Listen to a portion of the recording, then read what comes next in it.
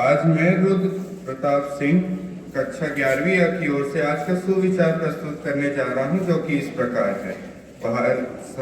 स्वर्णिम भारत के भविष्य पर विचार करने से हमें भारत के समृद्धि, विकास और सामाजिक परिवर्तन के संदर्भ में सोचने का अवसर मिलता है। मैं फिर दोहराता हूँ, स्वर्णिम भारत के भविष्य पर विचार करने से हमें भारत के समृद्धि, विकास और सामाजिक परिवर्तन के संदर्भ में सोचने का अवसर मिलता है। धन्यवाद। आपका दिन मंगलमय हो। प्रभात। मैं श्रेया आप सबके सामने एक श्लोक प्रस्तुत करने जा रही हूँ। गतं शोको न कर्तव्यो भविष्यं नैव चिन्तये वर्तमानेन कालेन प्रवर्तन्ते वीक्षणम्। नीति श्लोक में कहा गया है कि हमें गत दिनों का शोक नहीं करना चाहिए और भविष्य की चिंता नहीं करनी चाहिए। बुद्धिमान लोग वर्तमान काल के अनुसार अपने कार्य में अग्रसर होते हैं, अर्थात भविष्य की चिंता किए बिना यदि हम वर्तमान में ठीक से बढ़े तो भविष्य स्वयं ठीक हो जाएगा। धन्यवाद। प्रभात। मैं आशुतोष कुमार कक्षा 11 की ओर से आज के मुख्य समाचार प्रस्तुत करने जा रहा हूँ। भारत ने प्रलय मिसाइल का उड़ीसा तट पर से किया सफल परीक्षण।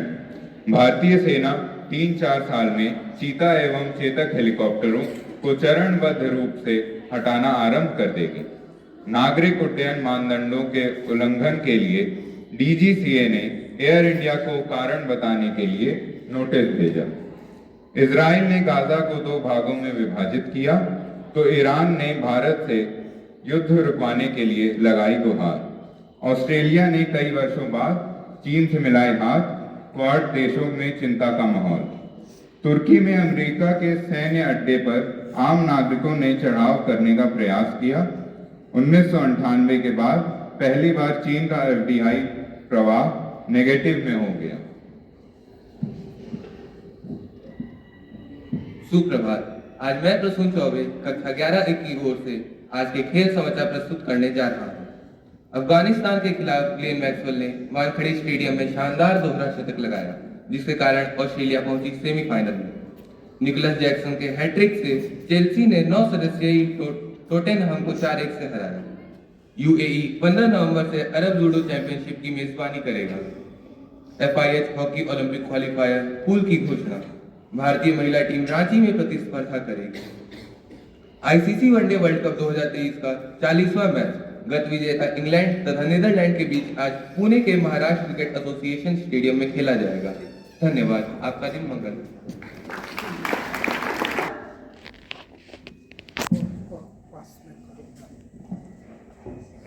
आप सभी के समक्ष खड़ी 11वीं की छात्राएं भाव्या और साधना आपका आज की सभा में स्वागत करती हैं। आज ये 2 छात्राएं आप सभी को ले चलेंगी भारत के एक स्वर्णिम भविष्य में। लेकिन इससे पहले हम आपको स्मरण कराएंगे भारत का एक स्वर्णिम इतिहास। कहा गया है कि अतीत की ओर देखने से केवल पतन होता है और कुछ नहीं मिलता, और हमें भविष्य की ओर देखना चाहिए। यह सच है, लेकिन अतीत से भविष्य का निर्माण होता है। इसीलिए पीछे मुड़कर देखिए, जहां तक हो सके पीछे के अनंत झरनों का गहरा रस पिए और उसके बाद आगे देखिए, आगे बढ़े और देश को पहले से कहीं अधिक उज्जवल, महान और बहुत ऊंचा बनाए। क्षय और अवनति के कई दौर आए हैं, लेकिन ये दौर परिवर्तन के लिए आवश्यक रहे। एक शक्तिशाली पेड़ एक सुंदर पका हुआ फल पैदा करता है। वह फल जमीन पर गिरता है और सड़ता है, और उस तरह से जड़ और भविष्य का पेड़ निकलता है, शायद पहले से भी अधिक शक्तिशाली। इस पतन के दौर से भविष्य का भारत निकल रहा है। यह अंकुरित हो रहा है। इसकी पहली पत्तियां पहले से ही निकल चुकी हैं और एक विशाल वृक्ष पहले से ही दिखाई देने लगा है। भारत एक प्राचीन और महान सभ्यता का देश है, जिसने अपने इतिहास में विज्ञान और प्रौद्योगिकी के क्षेत्र में बहुत ही महत्वपूर्ण योगदान दिए हैं। आप सभी जानते ही होंगे कि शून्य का आविष्कार भारत में ही हुआ था। भारत ने आयुर्वेद, चिकित्सा शास्त्र, खगोल विज्ञान, अर्थशास्त्र, ज्योतिषी विज्ञान आदि जैसे कई विषयों में प्रगति की थी। शिल्पकला, मूर्तिकला, वास्तुकला, संगीत व नृत्य जैसी अद्भुत कलाएं भारत की स्वर्णिम संस्कृति को दर्शाती हैं। प्राचीन भारत में महिलाओं को पुरुषों के बराबर दर्जा प्राप्त था। वे शिक्षित थीं। उन्हें अपनी पसंद से युद्ध कला में प्रशिक्षित किया जाता था। ऋग्वेद में एक योद्धा रानी विश्पाला का उल्लेख मिलता है, जो युद्ध कला में प्रशिक्षित थी। वह युद्ध में अपना एक पैर खो देती हैं और एक लोहे का पैर उनकी आत्मा को पुनर्जीवित कर देता है, और वह युद्ध के मैदान में अपने कारनामे फिर से शुरू कर देती है। ऐसा ही एक सुनहरा अतीत था हमारे भारत का। तो चलिए हम अपर्णा द्वारा एक कविता के माध्यम से इतिहास के पन्नों को एक बार फिर पलटते हैं। मैं अपर्णा द्विवेदी कक्षा 11वीं अ की ओर से आप सबके समक्ष एक कविता प्रस्तुत करने जा रही हूँ। सुनो सुनो भारत वालों, निज गौरव गाथा गाती हूँ। तुम सबको मेरे भारत का स्वर्णिम इतिहास सुनाती हूँ। देवों की पूजित धरती माँ मन रूपी अवतार धरी, कश्यप मुनि ने निस्तप से प्रकृति के भंडार भरी। जल चर नभ चर थल चर से पूरित हो सज गई माँ धरी, लता पेड़ और फूलों से नित गए श्रृंगार करी। धर्मवीरों से सृजित पोषित की धरा, मैं उसका किस्सा गाती हूँ। सुनो सुनो भारत वालों, निज गौरव गाथा गाती हूँ। तुम सबको मेरे भारत का स्वर्णिम इतिहास सुनाती हूँ। ध्रुव प्रहलाद से बालक इसकी, अनुसुईया सीता सी माता है, सावित्री तारा सी नारी इसकी, राधा मीरा सी भक्ति गाथा है। प्रियव्रत पृथु से राजा इसकी, जिन्होंने भूमंडल बांधा है। राम कृष्ण से भाग्य इसकी, जिनसे बंधा विधाता है। ज्ञान भक्ति रस से फली फूली, इसका रसपान कराती हूँ। सुनो सुनो भारत वालों, निज गौरव गाथा गाती हूँ। तुम सबको मेरे भारत का स्वर्णिम इतिहास सुनाती हूँ। वेदों और पुराणों ने विप्रों से कई अनुसंधान कराए थे। शस्त्र अस्त्र और दिव्यास्त्र दुर्लभ ज्ञान बनाए थे। आयुर्वेद के मूल मंत्र से चिकित्सा के भेद बताए थे। चरक और सुषेण वैद्य ने इसमें भी विस्तार कराए थे। ज्ञानी गुरुजनों से मिला जो ज्ञान आज तुमको बताती हूँ। सुनो सुनो भारत वालों, निज गौरव गाथा गाती हूँ। तुम सबको मेरे भारत का स्वर्णिम इतिहास सुनाती हूँ। सोने के थे दर दरवाजे, गजब की दीवारें होती थी। चाक चौबंद से पटी हुई अद्भुत मीनारें होती। रात्रि का मिटाने को मणियों की कलीरें होती थी। गरीबी का नहीं कहीं नाम हिसाब था, स्वर्ण में नारी होती। स्वर्ण रीति के राजतंत्र में प्रजातंत्र का बोलबाला बताती हूँ। सुनो सुनो भारत वालों, निज गौरव गाथा गाती हूँ। तुम सबको मेरे भारत का स्वर्णिम इतिहास सुनाती हूँ। आज जो लगता दुर्लभ है, उस समय सहज स्वाभाविक था। ज्ञान विज्ञान चरम पर था, कर्म अधिक सम्मानित था। अध्यात्म से चढ़कर बोलता था, नहीं कहीं कोई वर्ण अपमानित था। निज धर्म पर सब अग्रसर थे, प्रकृति को भी रखा पल्लवित था। नर नारी का ध्येय राष्ट्र है, मात्र एक ही जताती हूँ। सुनो सुनो भारत वालों, निज गौरव गाथा गाती हूँ। तुम सबको मेरे भारत का स्वर्णिम इतिहास सुनाती हूँ, स्वर्णिम इतिहास सुनाती हूँ। धन्यवाद। धन्यवाद अपर्णा। तो यह था हमारा इतिहास। दशकों के बहाव और अनिश्चितता के बाद भारत तेजी से सकारात्मक बदलाव के दौर से गुजर रहा है और एशिया के 3 प्रमुख राज्यों में से एक के रूप में अपना अपेक्षित स्थान ले रहा है। भारतीय अंतरिक्ष प्रौद्योगिकी क्षेत्र में पहले कुछ दशकों में महत्वपूर्ण विकास होता देखा गया है। भारत एक परमाणु हथियार संपन्न देश बन गया है और यह अपने बहुलवादी और धर्मनिरपेक्ष लोकतंत्र को बनाए रखने में सक्षम है। तो चलिए ऐसे ही कुछ उपलब्धियों का वर्णन करने मैं आराधना को बुलाती हूँ। मुझे पश्चिमी गगन के व्याप्त हुआ बर्बर अंधियारा, किंतु चीर कर तम की छाती, चमका हिंदुस्तान हमारा। शत शत आघातों को सहकर सुशोभित हिंदुस्तान हमारा। जग के मस्तक पर रोली सा सुशोभित हिंदुस्तान हमारा। सुप्रभात, मैं आराधना मिश्रा आप सबके समक्ष अपने विचार प्रस्तुत करने जा रही हूँ। जो हम आज करते हैं वही आने वाले कल को रूप देता है। वर्तमान की नींव पर भविष्य खड़ा होता है। हर आने वाला कल वर्तमान के दौर से ही प्रवेश करता है। इसीलिए कल के लिए वर्तमान का महत्व, यह भूमिका बहुत बड़ी होती है। यही बात हमारे भारत देश के लिए भी लागू होती है कि आज जो भारत है वही आने वाले भारत की नींव में विद्यमान होगा। आज का भारत ही कल का भारत है। पर क्या आप जानते हैं कि आजादी से लेकर आज के अमृतकाल तक ऐसी कौन सी उपलब्धियां हैं जिसके फलस्वरूप भारत एक स्वर्णिम भविष्य की ओर अग्रसर है। हरित क्रांति के माध्यम से भारत ने कृषि उत्पादों की उपज को कई गुना बढ़ाया और खाद्यान्न की कमी को नष्ट करते हुए एक निर्यातक के रूप में विश्व भर में प्रसिद्धि पाई। श्वेत क्रांति के ऑपरेशन फ्लड के अंतर्गत नए का सबसे बड़ा डेयरी विकास कार्यक्रम चलाया गया, जिसका परिणाम आज हम सब अमूल मिल्क यूनियन लिमिटेड जैसे सहकारी संगठनों के रूप में देख सकते हैं। शिक्षा एवं उद्योग के क्षेत्र में भी भारत ने अनेक शैक्षणिक स्थान जैसे अपोलो, IIT, एम्स और अन्य कई शैक्षणिक स्थान एवं औद्योगिक केंद्र विकसित किए हैं और इसी कारण संपूर्ण देश में शिक्षा एवं रोजगार एक साथ उजागर हो रहे हैं। चिकित्सा एवं विज्ञान के क्षेत्र में भी भारत किसी भी विकसित देश से कम नहीं है। इस बात का सत्यापन मैं नहीं बल्कि विश्व भर के संचार माध्यम आप ही कर रहे हैं।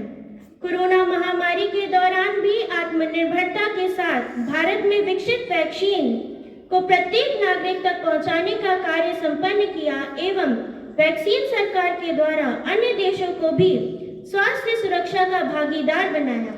अंतरिक्ष के क्षेत्र में जो कदम आर्यभट्ट उपग्रह के साथ रखे गए थे वह अब थमने का नाम नहीं ले रहे हैं। फिर चाहे वो मंगलयान से मंगल तक की यात्रा हो, आदित्य L1 से सूरज के रहस्यों की खोज हो, चंद्रयान 3 से चंद्रमा के दक्षिण ध्रुव का अन्वेषण हो या फिर आने वाले समय में गगनयान के माध्यम से मानव का अंतरिक्ष में भेजने की तैयारी हो।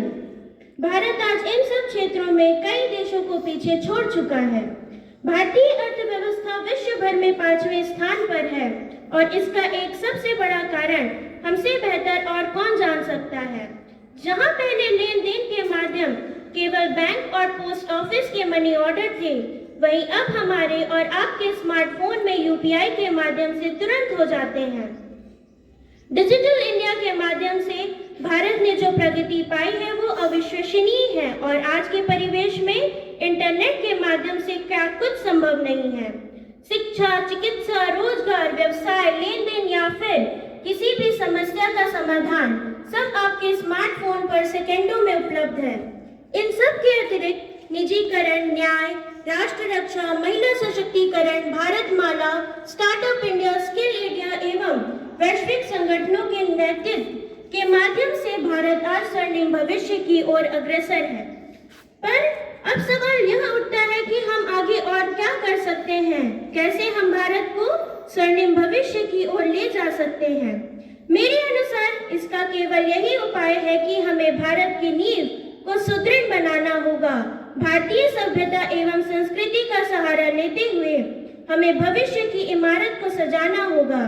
यदि आवश्यक है तो हमारे और आप जैसे युवा भारत के योगदान की, उसके संकल्प और आह्वान की, जिसके फलस्वरूप पंक्ति में खड़े अग्रिम व्यक्ति से लेकर अंतिम व्यक्ति का भाग्योदय हो सके और तब जाकर भारत मेरे सपनों के स्वर्णिम भारत के रूप में आने वाली पीढ़ियों के समक्ष मूर्त रूप में विद्यमान हो सके।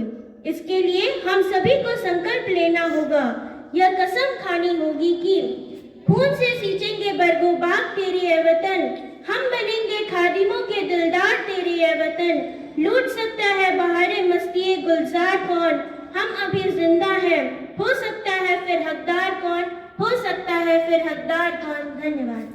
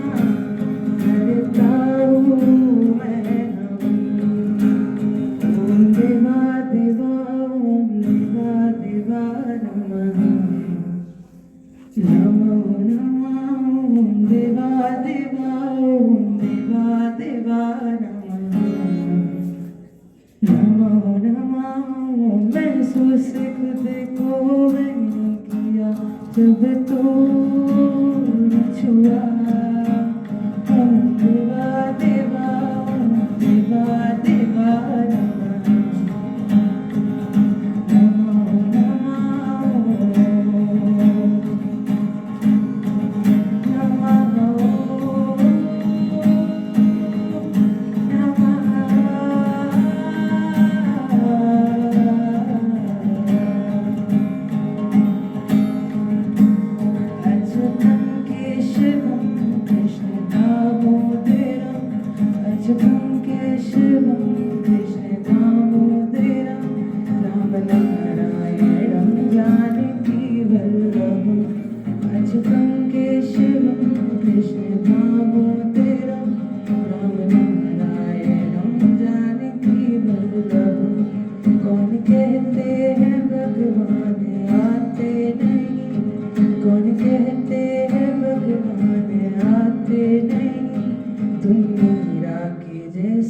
बुलाते नहीं। अच्युतम केशवम कृष्ण दामोदरम राम नारायणम जानकी वल्लभम। देवकी नंदन को वंदन लगते सभी लाज, सबके स्वामी अंतर्यामी पूरन कीजिए काज। देवकी नंदन तुमको वंदन लगते सभी लाज, सबके स्वामी अंतर्यामी पूरन कीजिए काज। मन मंदिर में सजे बिहारी, मनमोहन दिल छवि प्यारी। मन मंदिर में सजे बिहारी,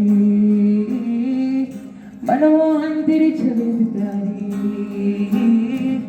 श्री कृष्ण गोविंद हरे मुरारे, हे नाथ नारायण वासुदेव। श्री कृष्ण गोविंद हरे मुरारे, हे नाथ नारायण वासुदेव। देवकी नंदन तुमको वंदन लगते सबकी लाज, सबके स्वामी अंतर्यामी पूरन कीजिए काज। देवकी नंदन तुमको वंदन सबकी लाज, सबके स्वामी अंतर्यामी पूरन कीजिए काज।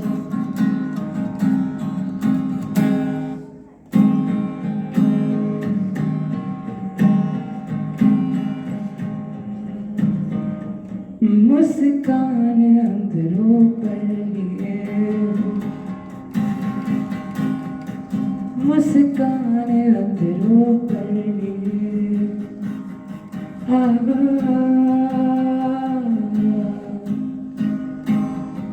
मुस्कान अंदरों पर लिए, क्यों मैं सदा चुप ही रहा। पावन तुम्हारे प्रेम को क्यों मोह था मैंने कहा। हर बात समझाना सदा संभव नहीं, राधे समय समझाएगा।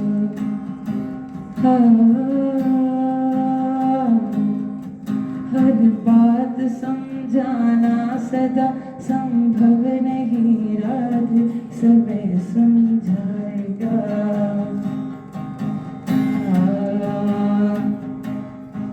तुम प्रेम हो, तुम प्रीत हो, तुम जीत हो राधे, मेरी मंजिल हो।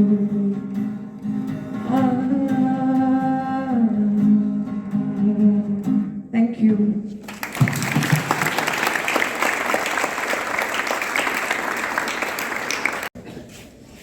I hope, children, you are all not tired of standing here, because I'll speak accordingly. If you are tired, I'll take short time. If not, then I may take more time. Okay. Our friends of 11B today, they highlighted the glory of our past, but at the same time, they also spoke about the importance of our presence. When we brood too much about the past, we may not gain much. When we worry too much about future, we may not again gain much. But when we concentrate on the present time, then every chance is there that we will gain. The present moment that we are living, if we are able to concentrate on that, what we are doing, what we are thinking, that will make us a better person. Because when we go into past, we may have certain regrets for having done certain things which we probably might have not wanted to do, or we may also brood over things that we did which we should not have done.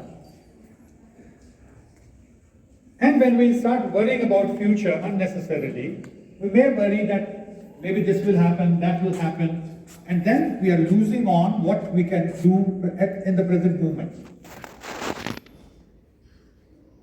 So stay conscious about yourself, what you are doing. What are you thinking in your minds? That is more important than what we show outwardly.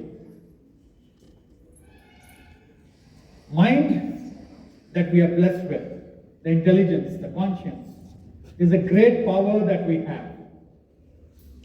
People who succeed, people who have done good for the entire world, if you read their histories, if you read their autobiographies, or even biographies, you'll find that they did so because of having the power to go on within themselves.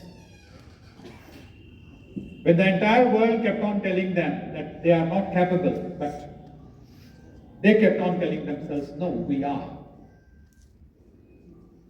And another quality of good person, of successful people, is that they think good for others also.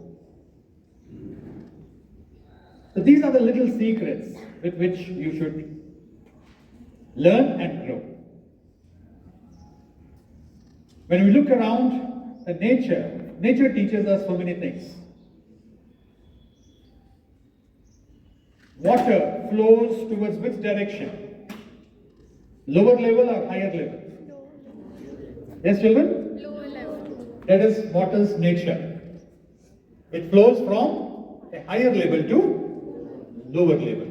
But is it possible to make the water flow towards the higher level? Yes or no? Sure. Sure. Possible now Yes.